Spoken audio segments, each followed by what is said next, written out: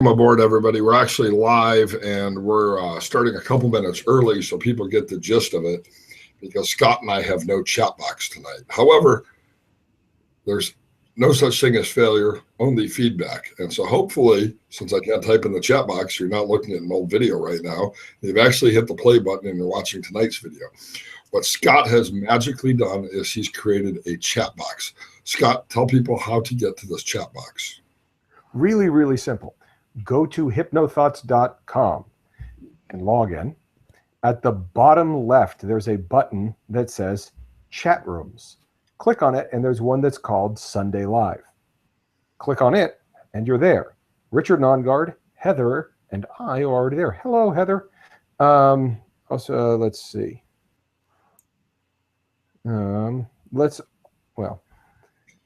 So what we've done here is we've actually started this video feed about 5 minutes early. So we're just going to lounge around and talk for 5 minutes while everyone kind of regroups and figures out there's no chat box and hopefully tunes into the video, because the video works fine. And somehow I broke the code, and we will fix the code. But our chat box, you're going to have to use dual monitors or 2 windows. But hey, not a bad solution for one night. Hypnothoughts.com at the very bottom. Chat box. There's a chat box for Sunday Live. Simple as that. Yeah.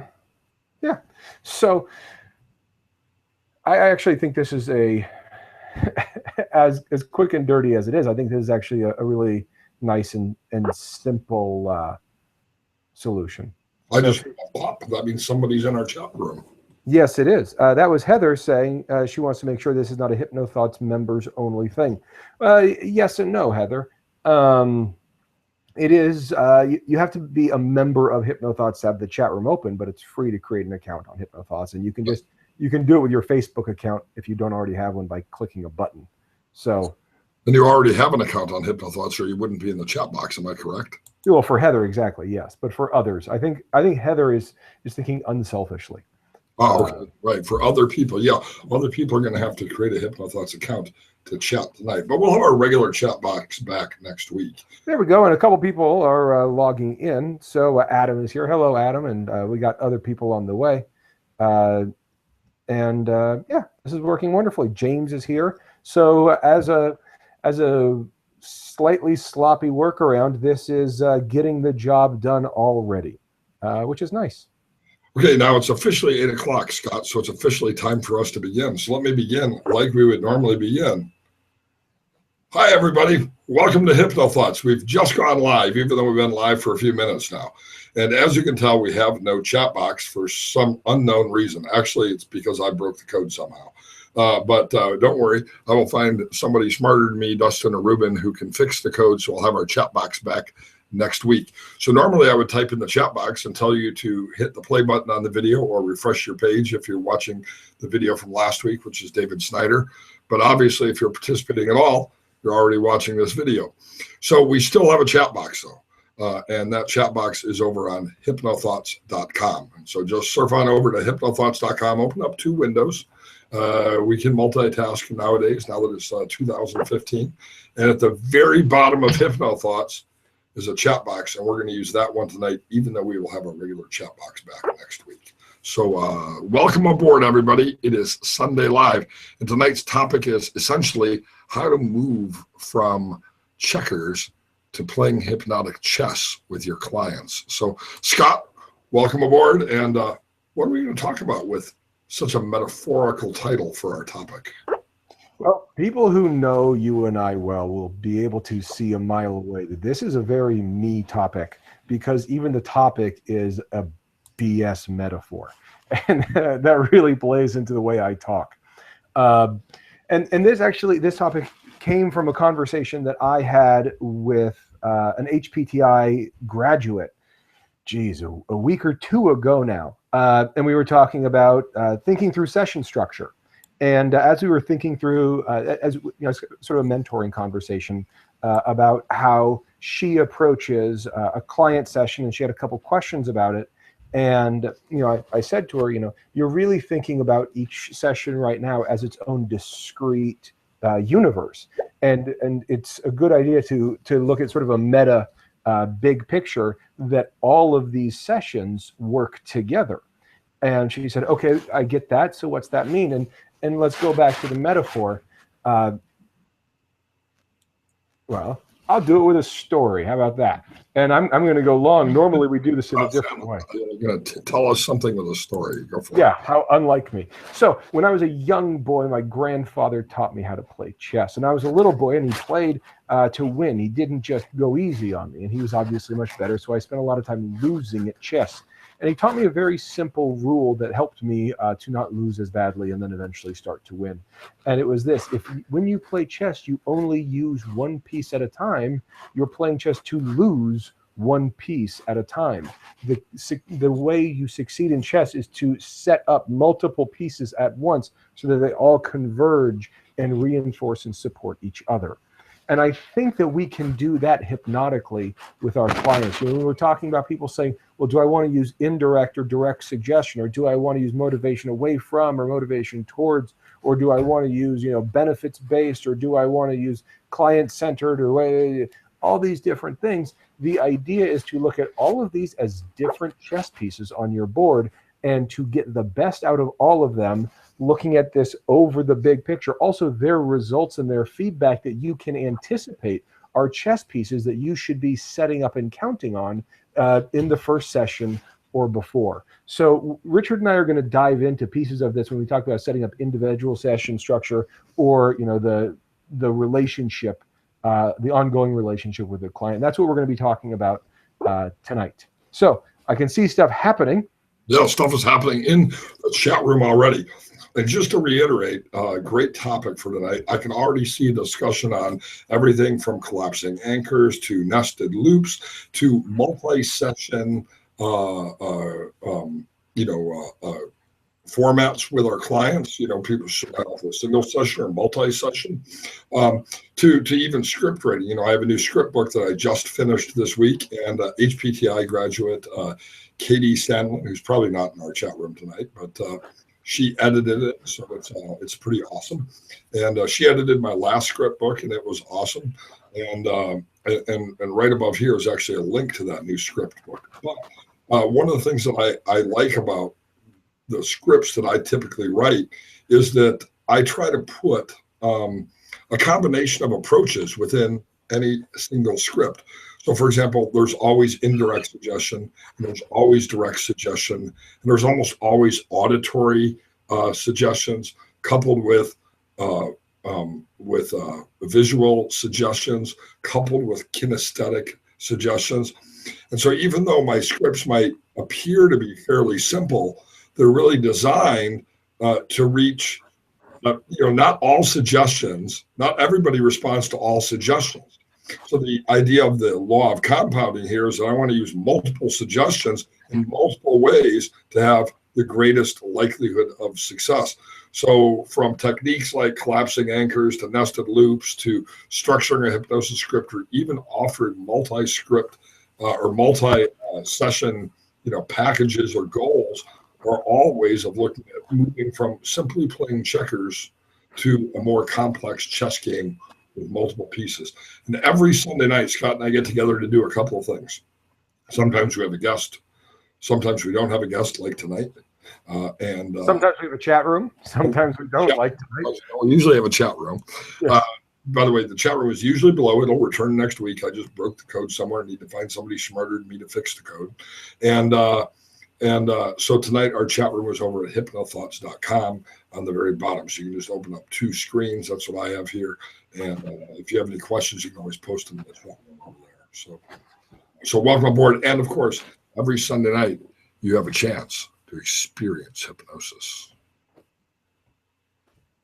And this week, I will do the induction, and Richard will do the hypnotic process. Since the last two times we've shared the heavy lifting, we've done it the opposite way. Awesome. So that'll be fun too. So yeah, I see you posted it in the chat box, which by the way is over at HypnoThoughts. HypnoThoughts.com at the very bottom says chat room. Click on that, and we've created one for Sunday Live for tonight. Don't worry, our regular chat room will be back. But if you have any questions, feel free to ask them, because Scott and I are more than happy to answer those questions. All right, so Scott, let's begin our discussion of chess to checkers by let's talk about these techniques. Let's talk about collapsing anchors, and let's talk about nested loops, because those are some ways of really, and yes sets. These are all terms people probably heard, but probably not everybody's familiar with them. And they're ways of layering suggestions, if you will, so that we're looking at multiple suggestions in multiple ways. Can you give us a quick definition of those three things, of I guess, nested loops, and of collapsing anchors, and of yes sets? Because those are probably three pretty good examples of playing checkers instead of chess. Sure. So I'll do them in that order. The first one is nested loops. So the idea of a nested loop is it's a storytelling mechanism that allows you to diffuse the message to reduce resistance on the part of the client. So the easy way to think of it is you'd start story A, and right at the critical part of the story, you would stop and be distracted and reminded of story B. And then you would start to do story B, and right at the critical spot of story B, you would be distracted, and then it would pull you over to story C, and then you would open up story C, and so on and so forth. And then you would close story C, close story B, and close story A. So now, this sounds a lot like a soap opera on TV. So even though the sounds sort of crazy, stories all over the place, this is what our culture has really primed people to receive, isn't it? Yeah, I mean, it's good storytelling. I mean, this is a Quentin Tarantino movie. There's a lot of movies that open up a series of, or even just subplots within a story. It means everything's moving in the same direction. And before we go on to the other two, Heather brought up a point. Why are we using metaphors in which the client loses? Heather, I disagree. I don't think we're playing chess against the client, but more playing chess with the issue. And chess is often a game of mutual respect where people are happy to play each other. And it's not necessarily adversarial, but more, a fun game to be playing with each other and pushing each other and doing that sort of thing. I might have a different relationship with competition than some people in that model. But I would say it doesn't have to be a metaphor in which the client loses. It might be one where we defeat the issue. And I don't even like that very much. But you get what I'm saying. So the next one was yes sets, or there was something before that? Collapsing anchors. So the idea of collapsing anchors, well, first we all have to know, what anchors are, right? And so the anchors or triggers are sometimes used. I do love a little, ribbing and calling each other out, Adam. Thank you. And I think it's useful, and it's good for clarification. So collapsing anchors, the way to think of it is, I'll say what anchors are, and then Richard can talk about why we would collapse them. And that kind of goes back to the idea of compounding. But the idea of anchors and emotionally charged events, memories, or ideas that allow us to experience those emotions are an example of anchors. The idea of, if I touch you on, the classic example of an anchor is the song that's played at your wedding. That song is now an anchor. It's a classically conditioned response. So now that song is associated with the set of feelings that were present at that time. Is it a dog? Or classically conditioned? No, I hear a dog or a bag of chips. It's one of the two. Is it this? Yes, that's what it's my mic rubbing against my shirt. I'm going to hold my mic out so that does not happen anymore. There's either a dog under the table or he's eating a bag of chips. My mic was rotated 180 degrees, and the microphone portion was rubbing that against my shirt, so that will no longer be an issue. I'm glad you said something now. But yeah, so the song you hear at your wedding then gets associated with those feelings. Every time you hear that song, the feelings come back. So Richard, why would we collapse anchors strategically with a client? How can we utilize that premise? Well, what we're doing is we're taking a negative state, I'm not even sure negative, a non-resourceful state that, let's take procrastination, for example, right? So I do a lot of coaching, business coaching, helping people to experience success. And so somebody might say, I'm procrastinating, or I have, maybe they're running for president and they have low energy and this is not a resource state for them. Something that really they're struggling with. Well, it's interesting that anchoring is something that occurs naturally in our world. We as people have this ability, it's called relational frame theory, to connect one thing to another thing, even if there is no actual relationship between those two things. And so if you decide you want to take this to the next level, just go over to YouTube and type in non-guard relational frame theory, and you can hear a whole hour-long lecture I did on relational frame theory. But we have these non-resourceful states, and these are anchored almost always unintentionally to actions, to thoughts, to feelings, to physical experiences, to environmental cues, to other people, etc. So what we want to do with a collapsing anchor is we want to define these non-resourceful states. We would find an example where somebody typically elicits this non-resourceful state. That's going to be where that anchor is. And what we're going to do is we're going to then have a positive state that they would like to have instead, right? So rather than low energy, I would like to be high motivation, right? And so then what we're going to do is elicit that response. And the interesting thing here is that the positive or the resourceful state has to be stronger than the less resourceful state. And so that's sort of the preparation, having somebody define those two states. Then we have somebody, anchor the negative state. They can do this with the classic, thumb and finger together, or, squeezing the armrest of the chair, but elicit that negative state. And we want to have them release that when they're at the peak of their emotion. Then we always want to do an NLP, kind of an ecology check, see how we are, sort of a mental saltine, as I call it. And then again, have them elicit the anchor and see, does it elicit that non-resourceful state? Does it come back, right? And so now we've established that they can experience this. So now we get the chance to anchor the resourceful state, right? And so using, for example, if we're going to use fingers, in the other hand, we'll have, elicit that resourceful state. We're going to have them amplify it, etc. And then the cool thing is then we get the chance to collapse these anchors. And so what we do is have somebody essentially fire both anchors at the same time, right? And when we have them do that, we can have them, release one before the other, the non-resourceful state before the resourceful state. Essentially, I sort of envision it this way. You've seen it in movies, like where one scene morphs into another scene, and we've collapsed that negative or the non-resourceful state by amplifying the resourceful state into it, even doubling the intensity of it. And so that's, a basic process in NLP and in how collapsing anchors works. So the third one you asked about, yes, sir. Yes, sir. And I'm getting an echo from your mic.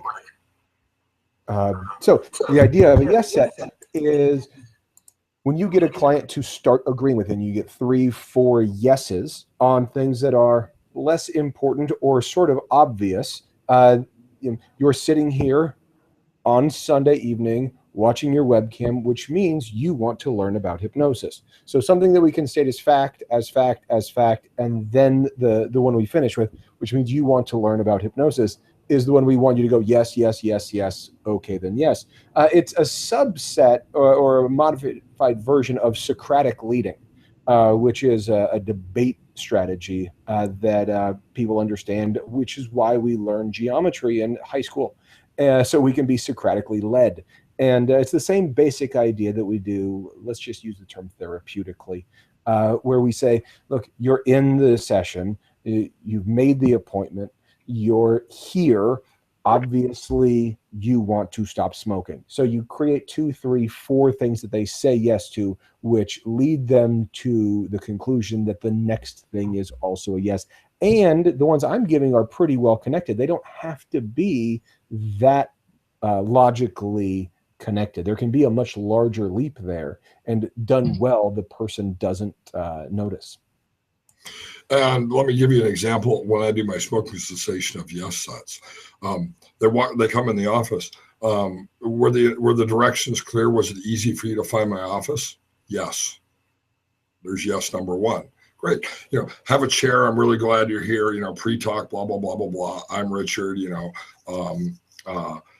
Have you tried to quit smoking before? Yes. There's another yes. Great. Have you ever used any relaxation or meditative techniques, or have you ever even just found yourself taking a breath when you were stressed out and finding that helped you relax? Yes. Okay. So now I have 3 yeses, right? So now when I'm doing my induction, right? So let's say I'm always looking for yes answers. Why yes? Because that's a positive affirmation, right? And so you can sense that you're going into trance right now already, can't you? Yes. And of course, if they're going to give you a yes to that, well, then they're already where we want them. So each yes builds on a previous yes. And so I guess that's a simplified explanation of yes sets, but we're always looking for agreement with both the conscious as well as the subconscious and even the unconscious minds. So just to back up again, these are 3 examples of tools that we can use. Other things, we've already mentioned a few of them, anticipating the client's success or different modality and intervention type stuff.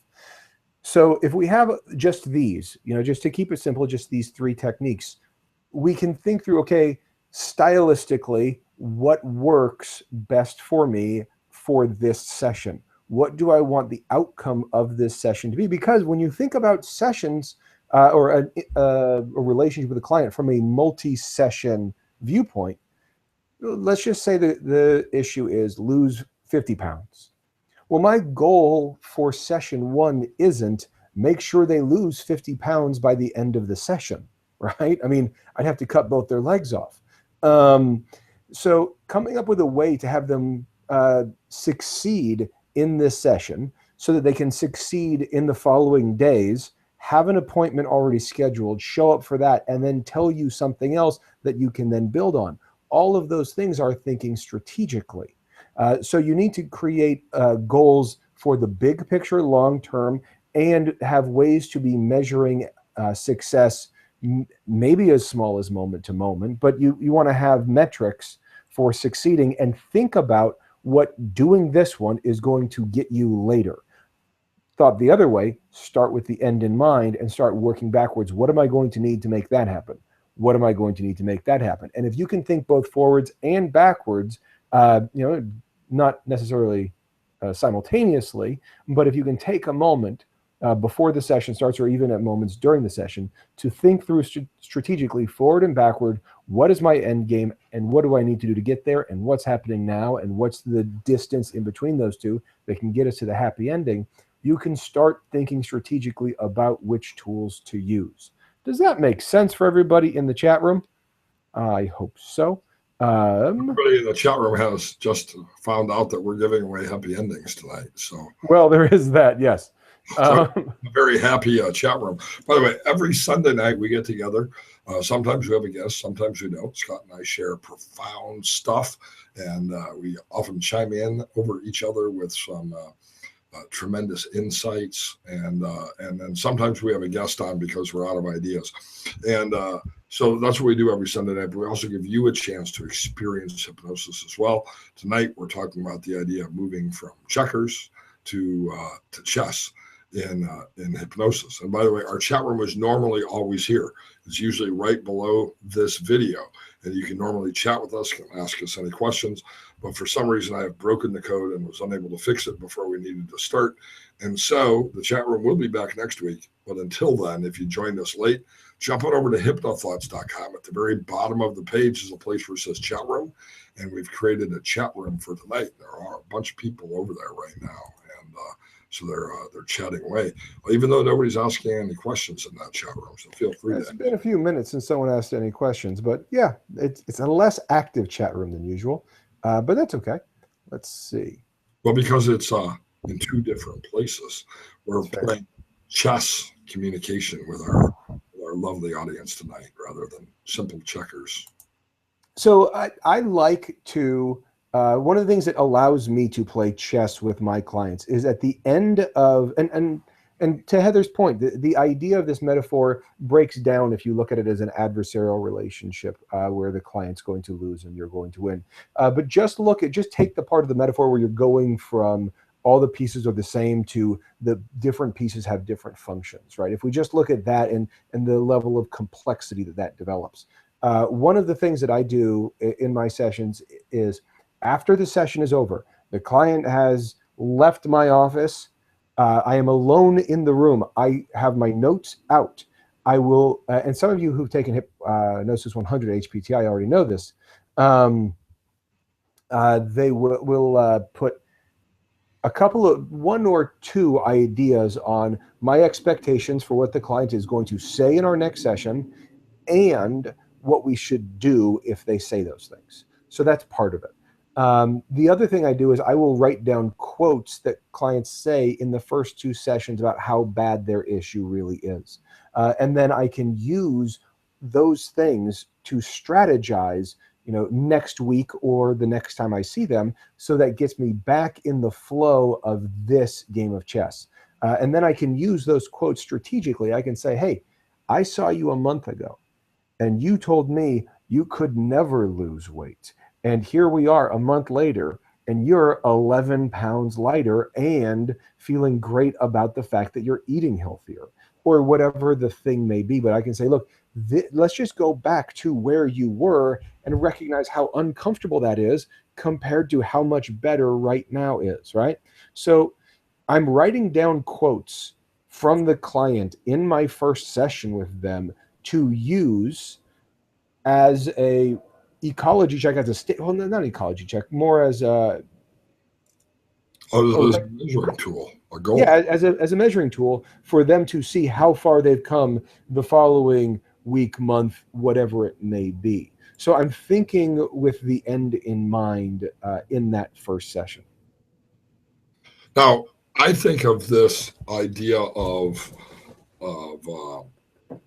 moving from chess to checkers, specifically a useful metaphor. By the way, the other thing about this metaphor is different metaphors work for different people. I'm not an awesome chess player. I'm assuming you are because you were grandpa taught, right? I was playing a lot of chess when I was 8. So right. Yeah. Well, I'm imagining you're probably pretty good, and I'm not very good. I was not grandpa taught in chess. I just played chess because it was there. And yet, I would love to play a game of chess with you, Scott, not because I thought I was going to win, but because it's just fun to play chess. So I think the metaphor doesn't break down because not all matches are adversarial. It's not always Kasparov versus whoever he played against. Bobby Fischer. Sometimes it's just Skippy and Richard playing a game of chess because it's fun. Yeah. And I can learn from you. And maybe you can learn from me. I'm sure I would. This is how nerdy I am. This is how I'm a tremendous nerd. I actually had a collection of chessboards from all over the world, which is an incredibly nerdy thing to admit publicly. But I did. I have, and I still have some of them in storage somewhere. But I have a couple different countries' chessboards, and I think that's neat. By the way, just to raise your chessboards on the nerd level, I played both clarinet and flute in 8th grade. Oh, that's pretty nerdy. Yeah. Okay, so we've equally nerded each other. That's nice. And now we're both Redditors, so there we go. We've confirmed.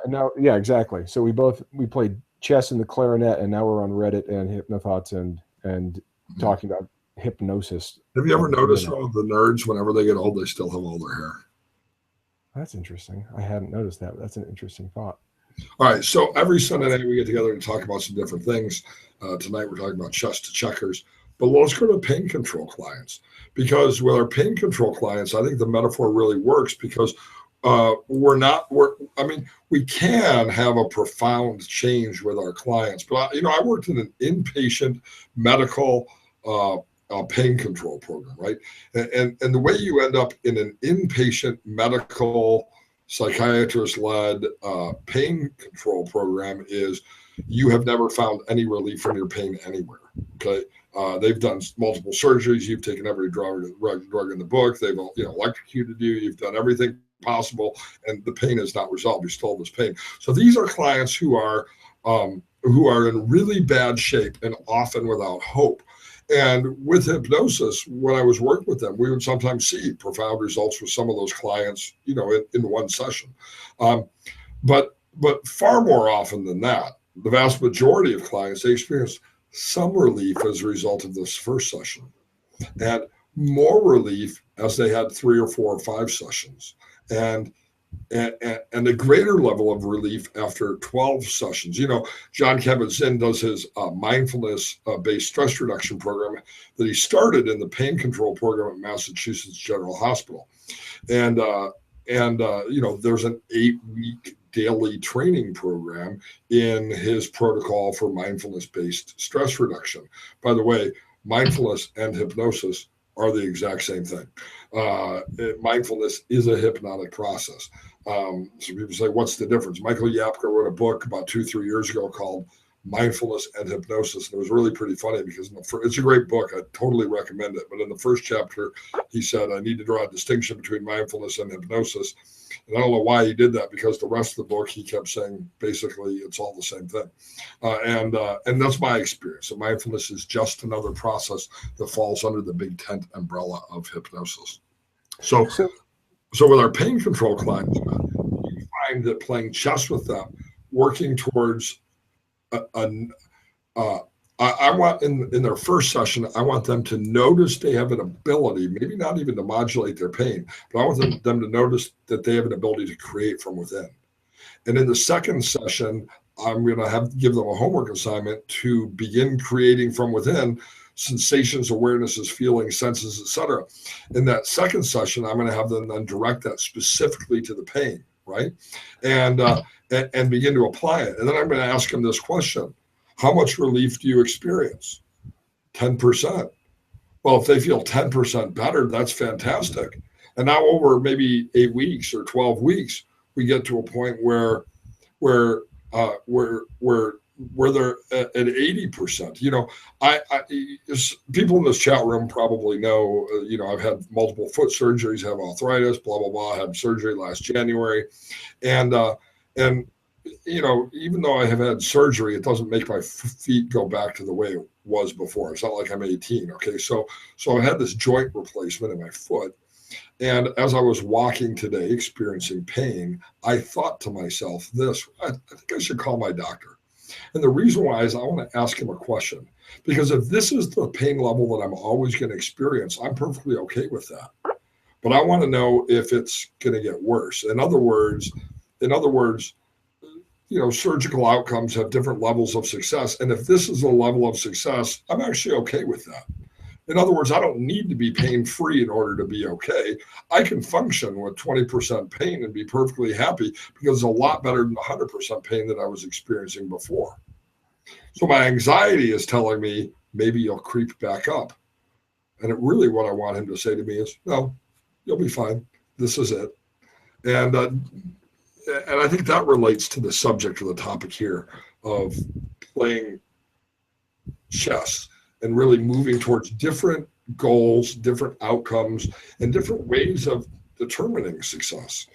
So if you use a pain client as an example, Yeah, I mean, the anxiety or fear of what if the pain gets worse or won't go away is one aspect of it. The suffering of the sensations themselves is another. The resentment of loss of life, or the sort of the grieving of what they had before, is another possible one. And there's a thought on this: is it's easier to pre-frame something than reframe something. So if you explain something before there's doubts or problems, the person is much more likely to accept the variations and variables than if you say it after the problem has already arisen. So there are ways that you can, even with a pain client, say a sentence or two in the first session so that if they have a bad day or a flare up or a setback 3 weeks from now, you can say, but remember what I said in the first session. And there's a sentence you say right there that makes them go, oh, that's right. This is part of your plan. I am still taken care of. I haven't negated our progress. Or you might have a technique or two that you have that you keep, sort of behind safety glass in case of emergency for just that moment, for the moment where they come back in and they say, we've been doing so well for the last 3 weeks, and this week something went wrong and all my pain is returned. You have a thing right in that moment that's going to help resolve that. Ideally, you've even pre-framed that. So thinking through strategically what could go wrong and how you can use that to your advantage if you've played your hand well.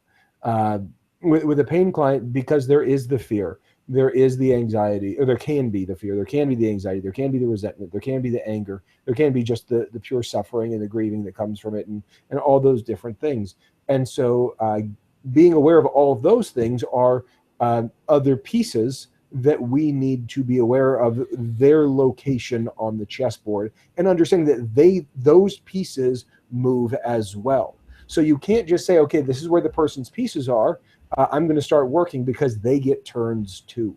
So to realize that back and forth is part of this. And every once in a while, you've got this beautiful plan and you start moving in a direction and they do something that wrecks your plan. And you go, oh, darn it, now I can't do what I wanted to do. I have to strategize and reconsider the angles that I was playing.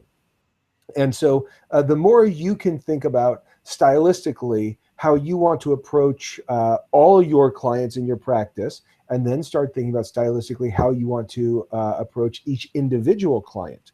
I had a client in the drug rehab center just this last week who said to me she was contemplating suicide, and she's in a inpatient facility, and she had told me she'd already told her case manager.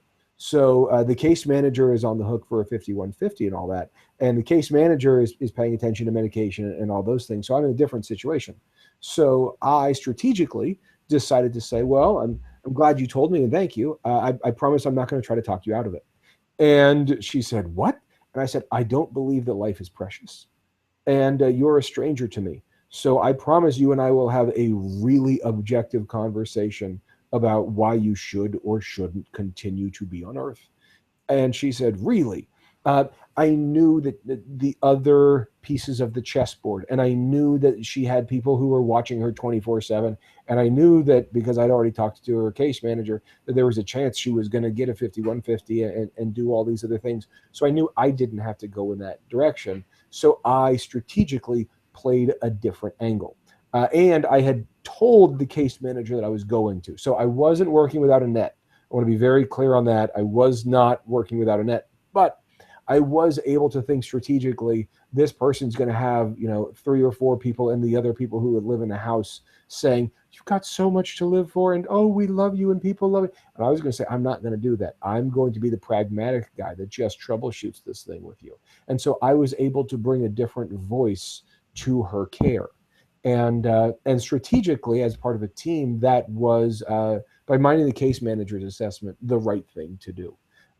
So you get to have these moments of you hear this big scary thing. Oh my gosh, she's contemplating suicide. What do we do? Let's play all the way forward and work our way backwards and work our way forwards and see where we can get in the middle and start working strategically with that client instead of just going, oh my gosh, I don't know how to checkers my way out of this. It allows you to break things down into step-by-step strategic thinking.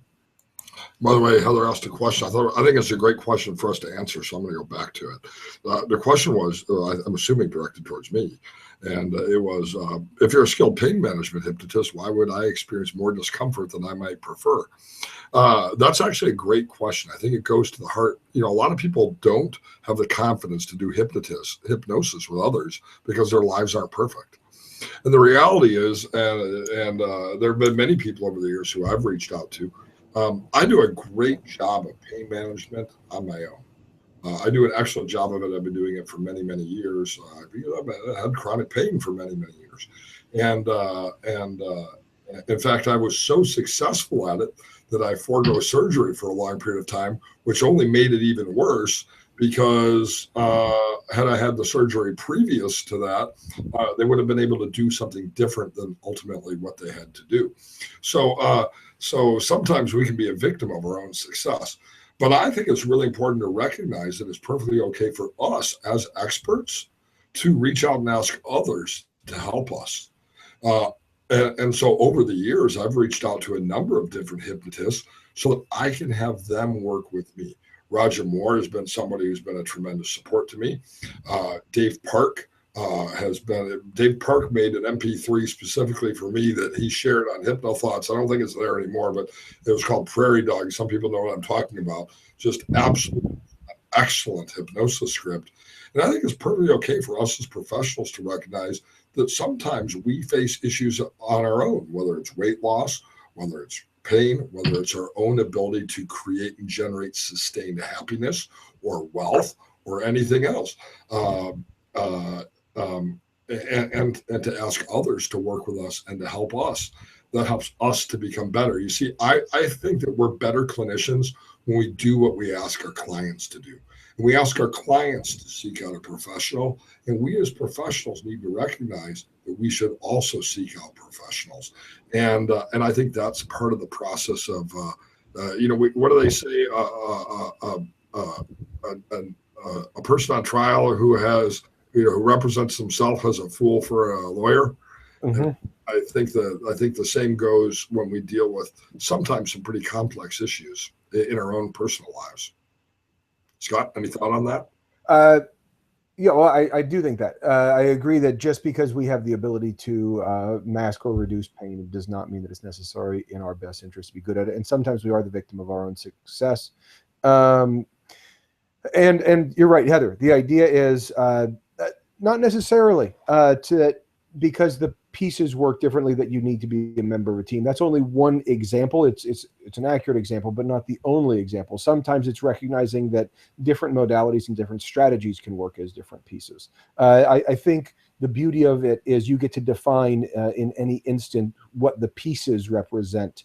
Sometimes it can be different members of the team. Sometimes it can be different tools that you employ as a professional. I need to say this. I forgot to say it earlier, and I forgot to say it last week. David Snyder and I talked, and we decided that it would be a great idea to stream his class live. He's teaching a class at the Newport Clinic next week, in this coming weekend. And it's going to be really cool. It's on conversational hypnosis, just like the stuff that he was talking about last week. And we decided that we would stream it live online. It's not free. It's paid admission. But if you would like to pay and be a virtual attendee at that class, the way that Richard and I did with our addiction class, just send David Snyder a private message on Facebook, and he will get you set up right away. Just send David, go to Facebook, go to David Snyder, send him a private message, and he'll get you hooked up right away. I would type a link in the chat room, but there's too many things going on tonight. The chat room isn't working exactly the way I'd like it to. So I think that's easiest if we just say, go to Facebook and send a message to David Snyder directly, and that'll work perfectly. Right. And David Snyder's easy to get a hold of. I'm amazed at what time of day or no matter where in the world I am, I send David Snyder a message. He responds instantly. I agree. So I sent a message. I was traveling this week. Between last week and this week, I've been to Costa Rica.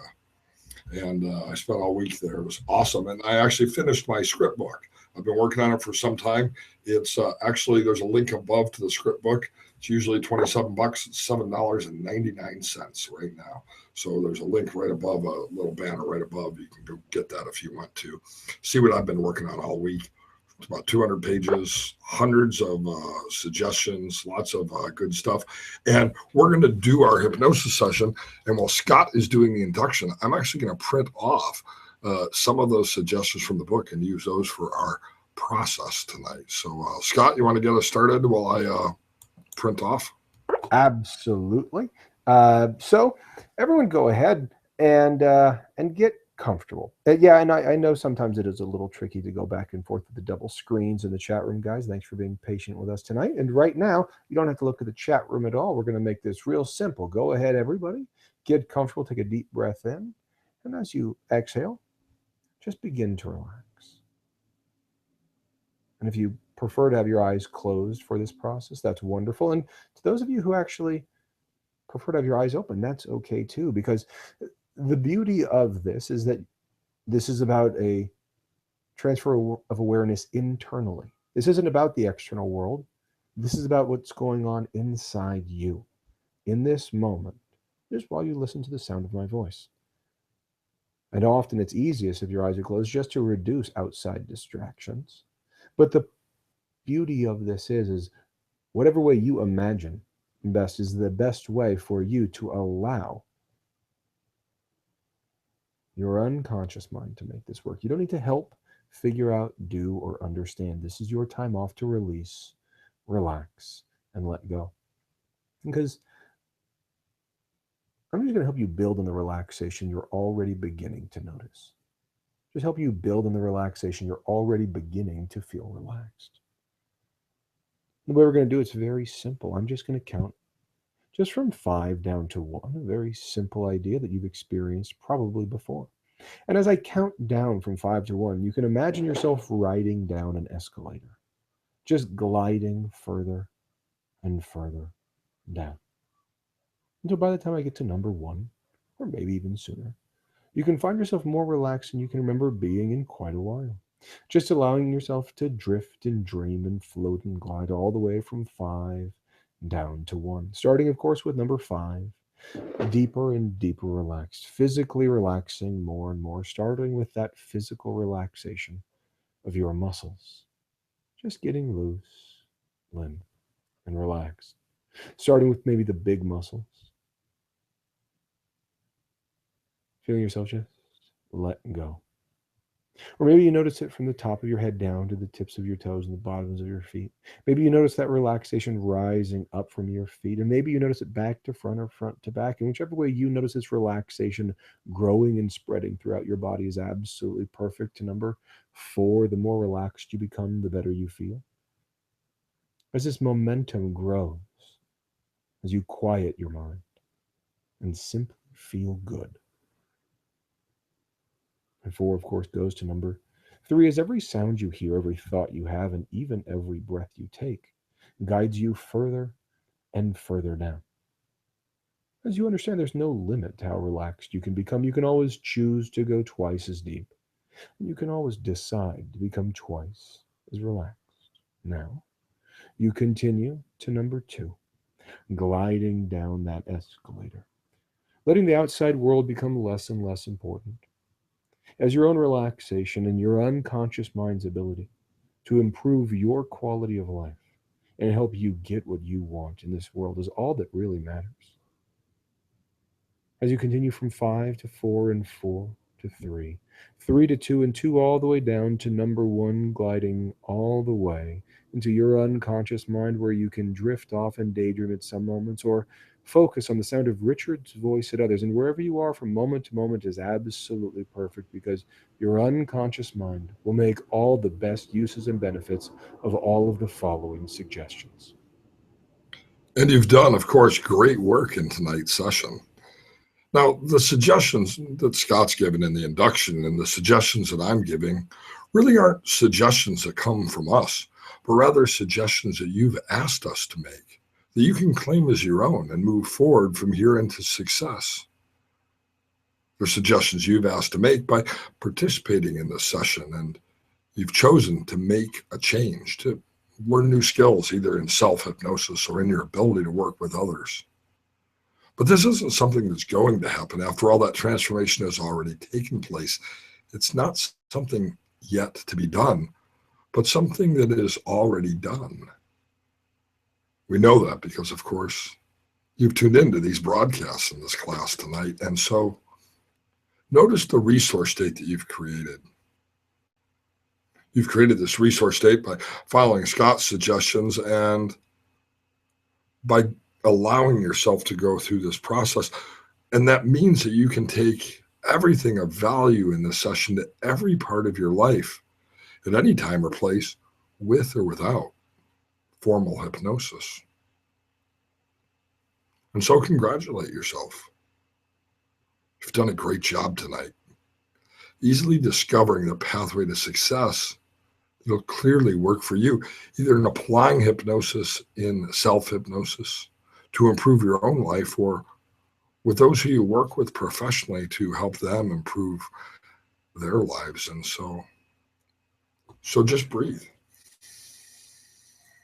And notice that in this moment, any doubts of the past or fears of the future are not present, because in this moment, marked by this breath,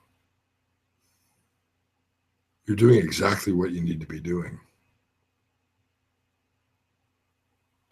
And so notice how effortlessly and easily you were able to go into trance. Your heart rate is slowed, your breathing is smooth and rhythmic. And if you can create a resource state of trance, then you really have the ability to create any resource state that's of value to you at any time. Now, knowing what resources you can access, you'll have the confidence to act in alignment with the values and desires, knowing that success doesn't come from something outside in the external world, but rather from within you, from the world within. And so, like Emil Coué said, in each and every day, in each and every way, you're getting better and better at doing hypnosis with others, better and better at applying that in your own life. And so listen to your internal dialogue, that voice within. It's telling you, I can. It's telling you, I am. It's encouraging you to succeed. And so take a moment here in silence to release anything, either that which is known or unknown, and to release it either high into the sky, letting it lift and rise high above, or let it descend through the soles of your feet and into the core of the earth. And do that now.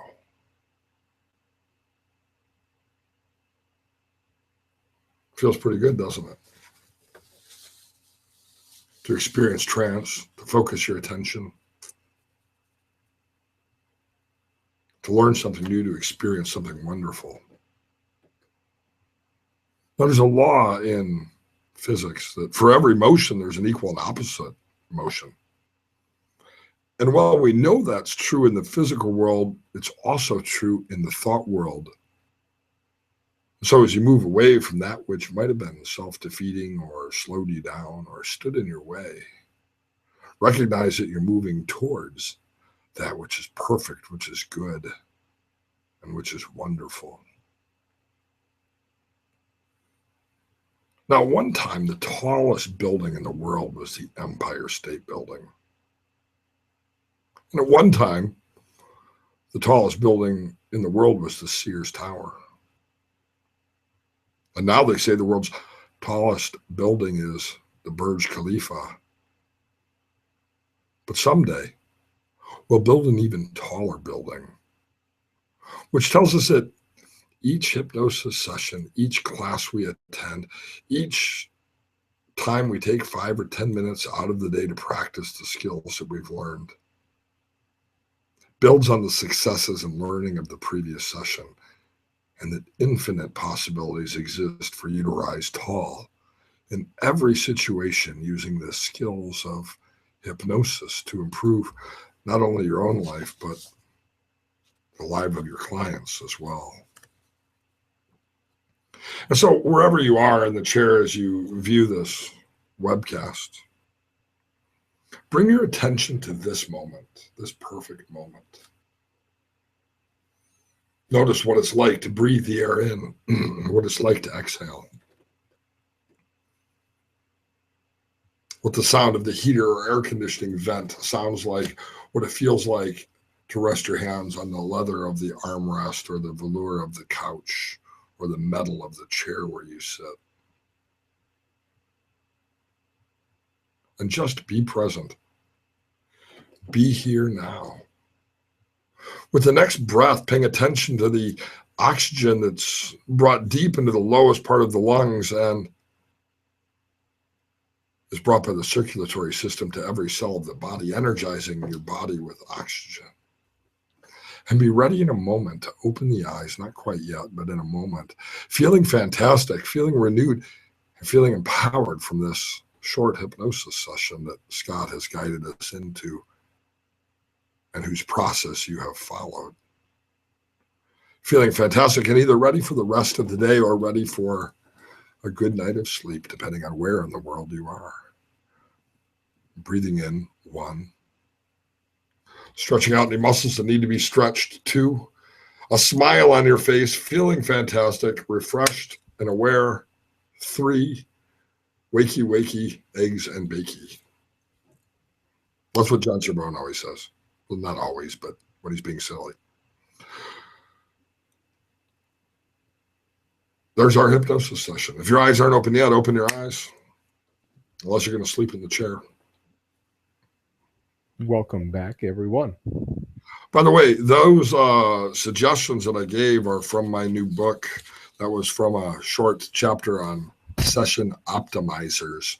The book has about 100 different direct suggestions, about 23 or 24 complete hypnosis scripts, multiple inductions, and it'll be $27 on Amazon next week, or at the very top of the webpage, a whopping $7.99 for you guys for the next 2 or 3 days between now and when it gets up on Amazon. We like doing this, guys. We really like giving everyone a deal of the week. We think it's a fun benefit of Sunday Live. Sure, it encourages you guys to come, but more, it's just fun to give. And I know there's a lot of people in the chat room who understand that, and we've had a lot of guests on that have obviously demonstrated that. And I'm sure we're going to have more in the next couple of weeks. We've got some phone calls out and some emails out to a couple upcoming guests. We have Tim coming up on the 15th. Yep. We have Mark Andreas coming up. We're not quite sure when. And we've got a couple others that we've talked to, and we're just figuring out dates and all that. And even with the people that we've already got set up, like Tim, like Mark, and the few others, we always want to take time to just answer your questions and to talk about the stuff that you guys want to talk about. So if there's a person that you think we should interview, let us know. If there's a topic that you think we should be discussing or some questions that you want to ask, let us know. This is your Sunday Live. This is a class. Richard and I just like talking about hypnosis with each other and with all of you. So keep up the momentum of telling us what you want to know about, and we'll keep doing our best to make it happen. Richard, all right. Well, good to talk with you. Great having everybody. Same time, same channel next week. Something awesome's coming up. Good night. Good night.